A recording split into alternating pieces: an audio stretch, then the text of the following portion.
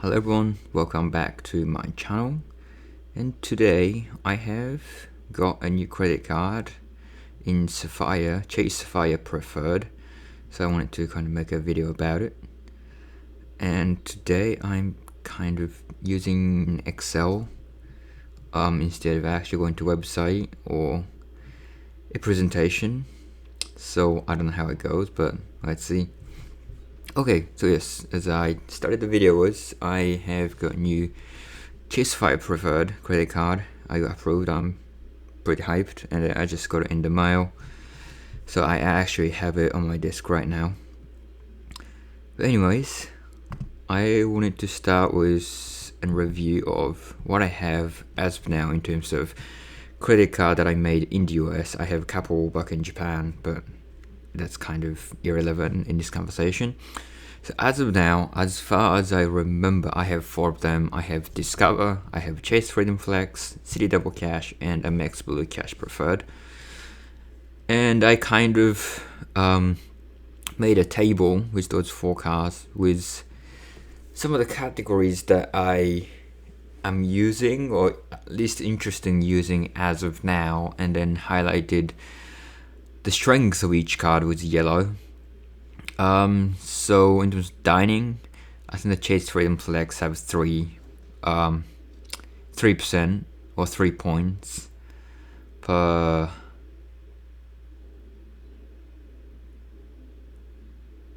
$100, basically. Yes. And then for grocery, that's the Amex Blue Cash Preferred.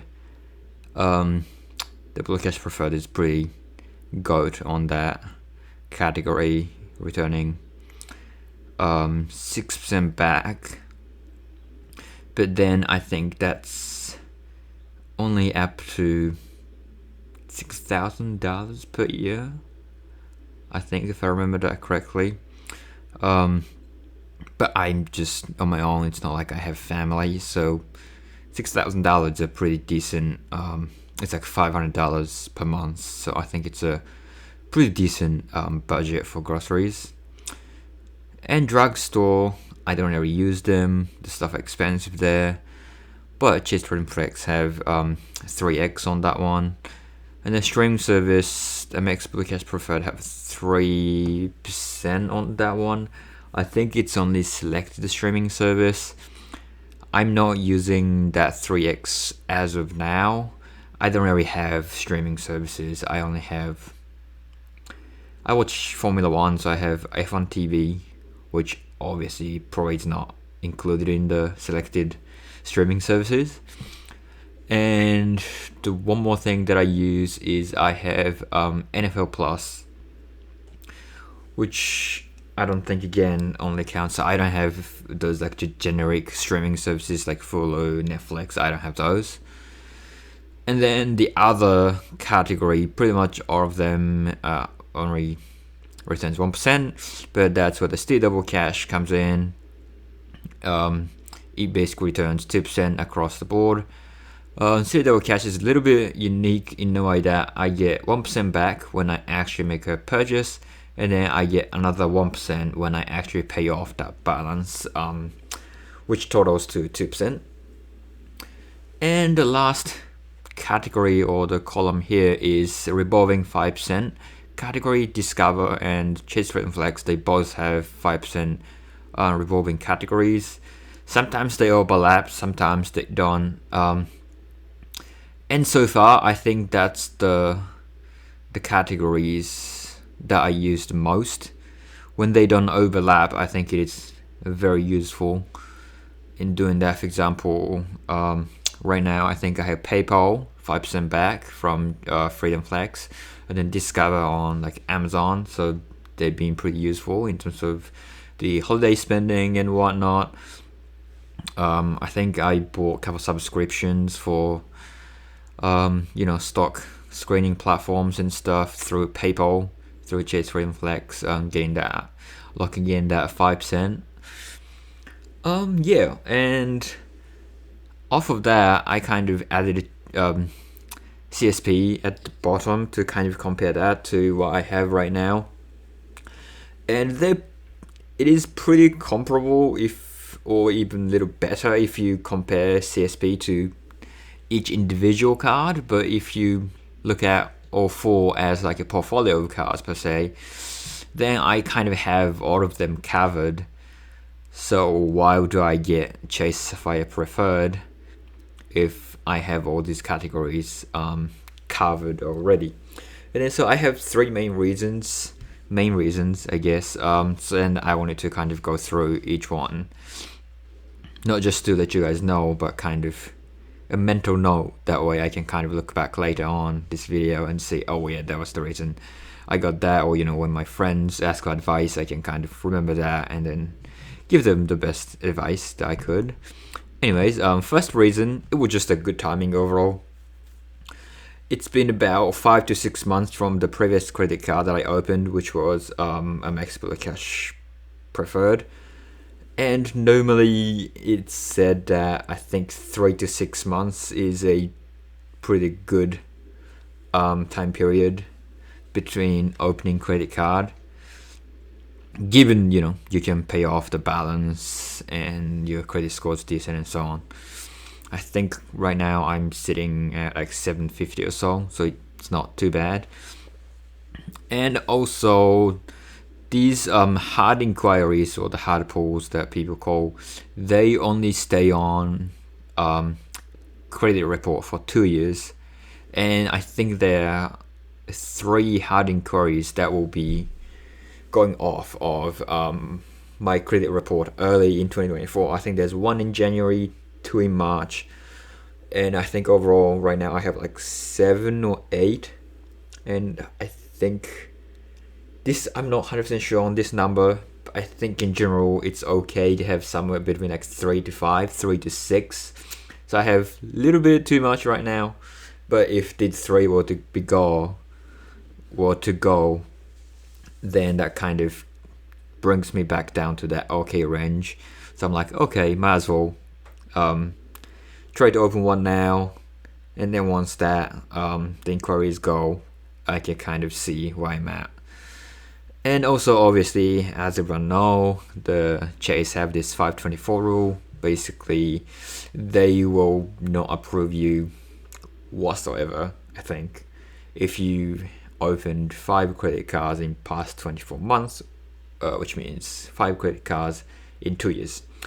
And as we look at here, I have 4 cards right now. I think some of them I've opened probably more than 2 years ago. I need to check that, but because I'm getting closer, I kind of wanted to make sure that I have one of the Sapphire cards in my wallet before I run into the 524 wall and then kind of have to maneuver around or wait out a little bit.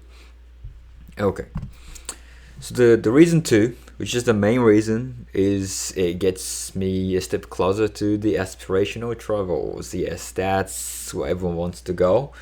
And obviously, if you just look at the selection of cards that I have right now, I have only started this credit card journey, and I'm really looking forward to going to, I don't know, the beautiful beach resort or something.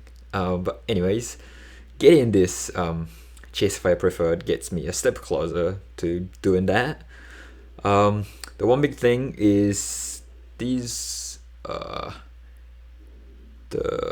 3% back, 1% back on both Chase Freedom Flex and Chase Sapphire Preferred. They I get to receive that in the form of reward points, and if I have Chase Sapphire Preferred, I can get at least 25% minimum boost to the ultimate reward points redemption.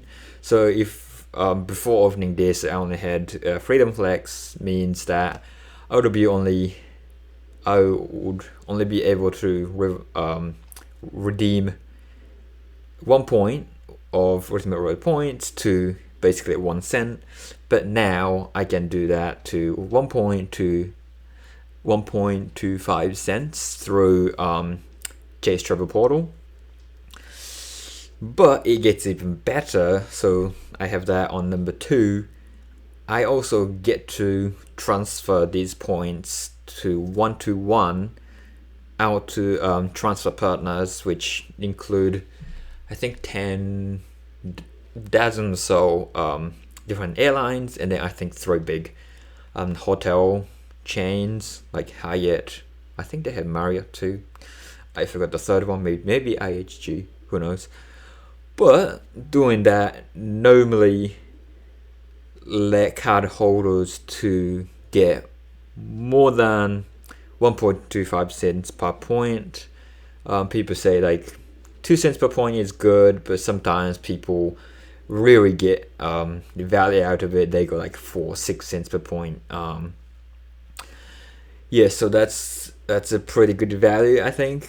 And then the third one, the last one here, is I can combine points across all Chase cards, credit cards. As of now, I only have 2, and then because I haven't spent anything on the preferred yet, Sapphire preferred yet, so I only have a bunch of points on Freedom Flex. But once I get, let's say, maybe like another Freedom Flex, or maybe even Ultimate Reward, or maybe even like a business card, I get to combine all points in one pool, which then I can kind of transfer to partners or use that through the Chess Travel portal to get lock in that plus 25% million boost to kind of try to go, I don't know, bola bola or something like that.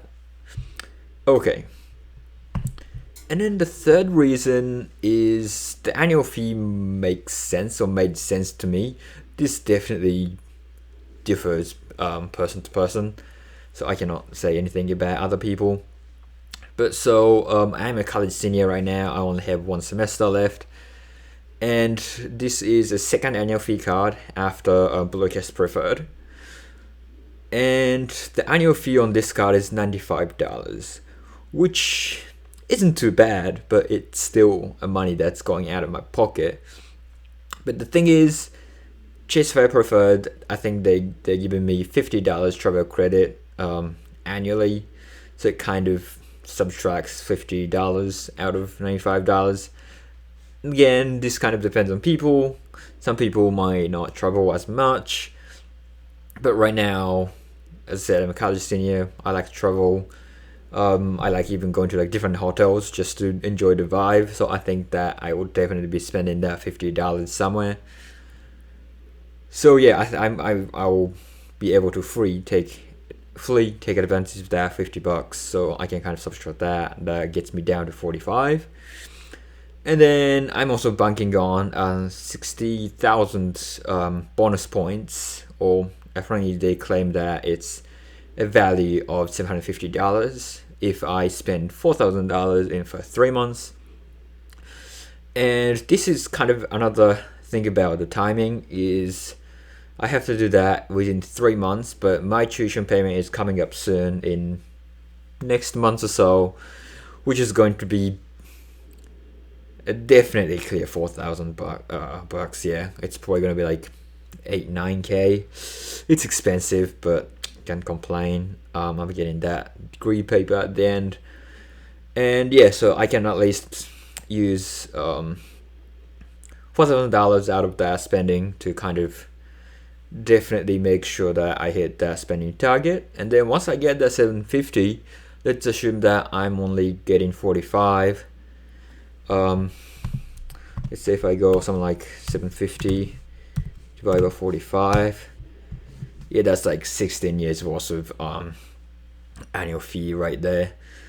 But then another thing, and as everyone know, the Chase Sapphire card series, they also have Chase Sapphire Reserve on their lineup, but then that one is a little too much for me as of now. The annual fee for the Chase Sapphire Reserve is $550. I know they come with some of the travel credit and so on, but it's just overall it's just a little bit too much cash flow going out. And yeah, so I don't think it made sense for me as a college senior. I will be start working next summer, but it's not like a huge amount of money. So I just kind of wanted to start with preferred and then see how it goes.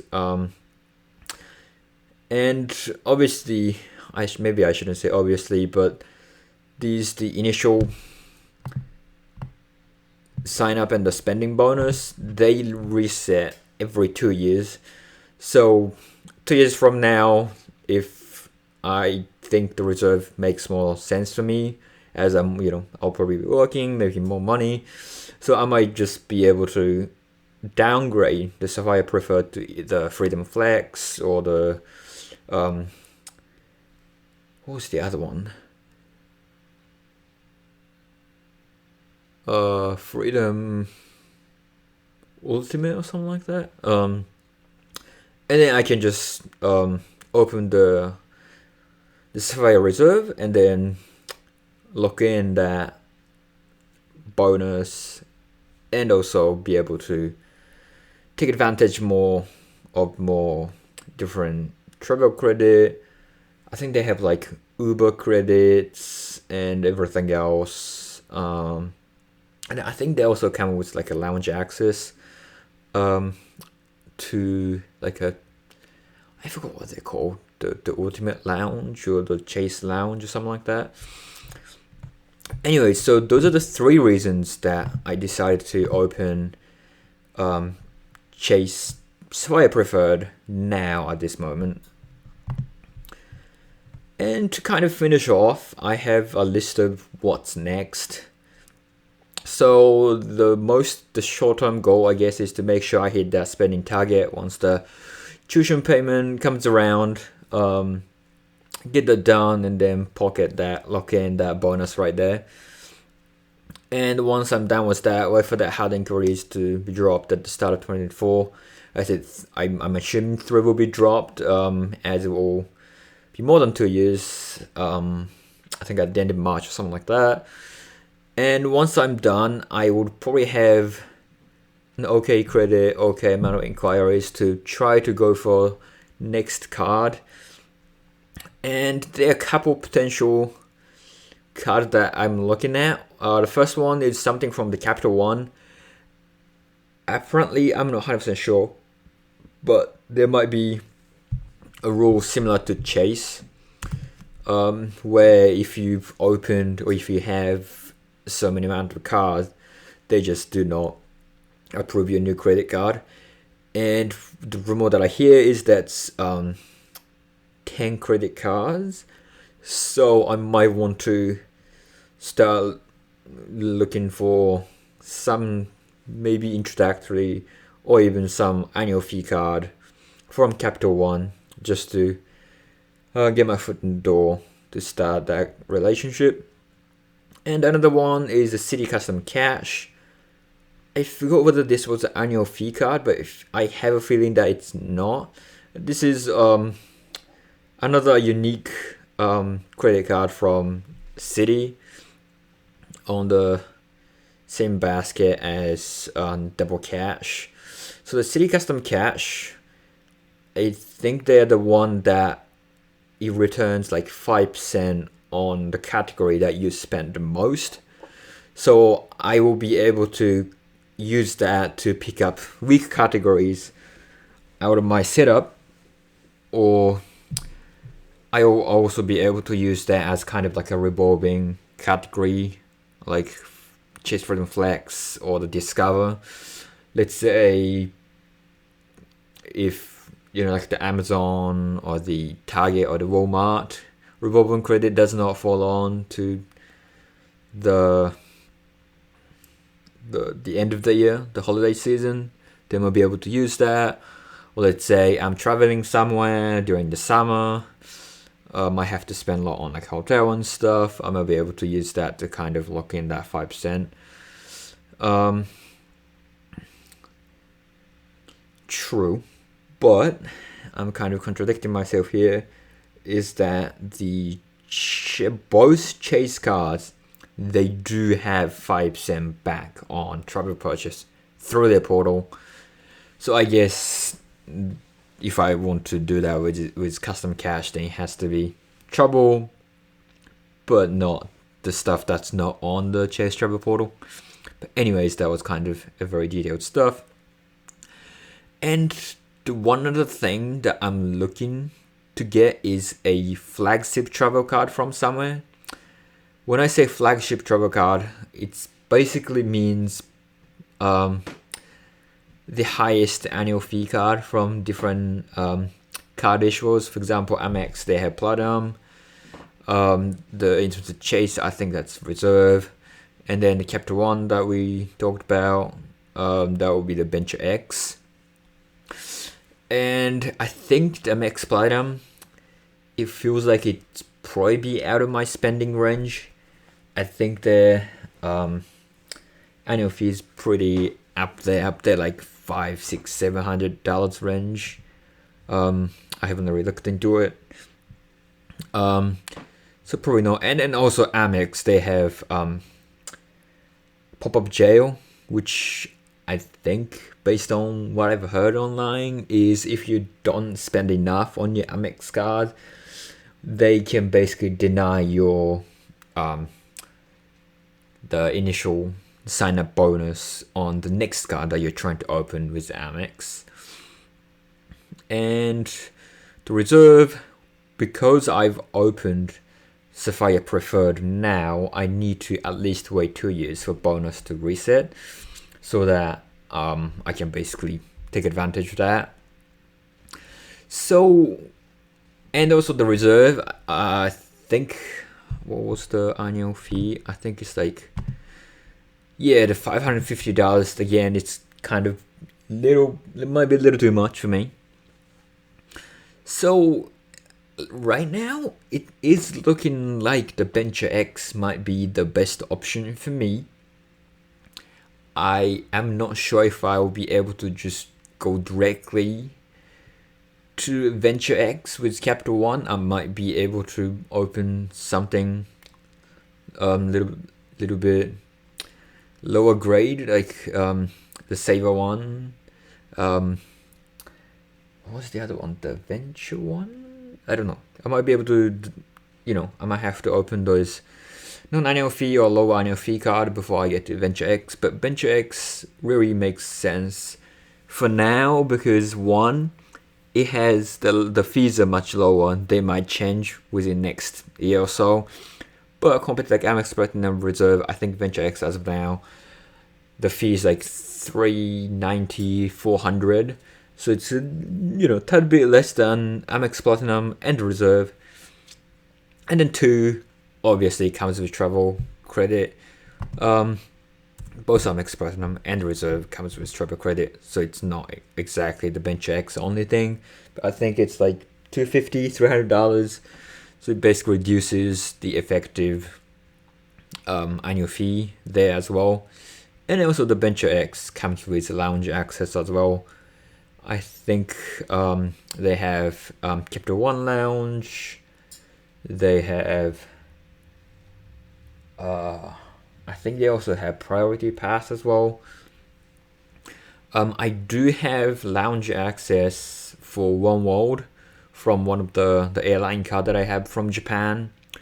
But when I'm not traveling with that One World members, sometimes I just want to, have a little rest here and there, enjoy some food in the airport, in all the busy area with a bunch of people. So the lounge access sounds good, but then again, both Reserve and Amex Platinum comes with it. So I guess the Venture X unique point that I like is just a lower fee.